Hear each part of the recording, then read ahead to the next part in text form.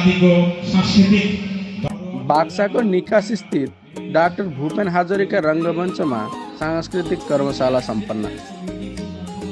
असम नेपाली साहित्य सभा बाक्सा जिल्ला समिति र साहित्य सभा बाक्सा जिल्ला महिला समितिको आयोजनामा असम नेपाली साहित्य सभाद्वारा आयोजित गरिएको सांस्कृतिक कर्मशाला कार्यक्रम बिहान 8 बजे बाक्सा जिल्ला नेपाली साहित्य सभाका अध्यक्ष ईश्वर प्रसाद गौतमले झण्डोत्तोलन र 8:30 बजे बाक्सा जिल्ला नेपाली साहित्य सभा महिला समितिका अध्यक्षले बन्ती प्रज्वलन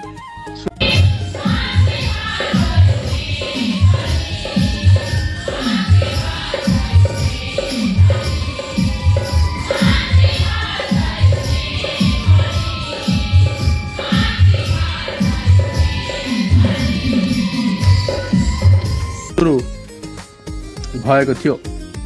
कार्यक्रमको उद्घाटन आसाम नेपाली साहित्य सभा बीटीआर क्षेत्र समितिका महासचिव ओम प्रकाश पोखरेलले बिहान 10 बजे गरेका थिए। उद्घाटन भाषण साहित्य सभा बाक्सा जिल्ला कार्यकारी अध्यक्ष शान्तिराम पोखरेलले बिहान 10:30 बजे दिएका थिए। कार्यक्रममा प्रमुख लेखक बद्री गुरागाई र साहित्य सभाका सबै तहका पदाधिकारीहरू प्रमुख अतिथिको रूपमा उपस्थित थिए।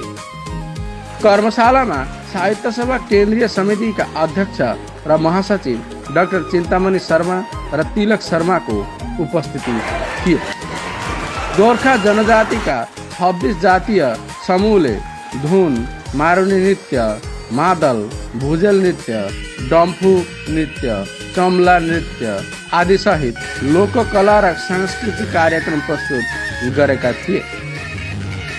नृत्य प्रस्तुत गर्दा सांस्कृतिक वातावरण सिर्जना गर्ने साहित्यले सांस्कृतिक कर्मशाला कार्यक्रमलाई जीवन्त बनाउन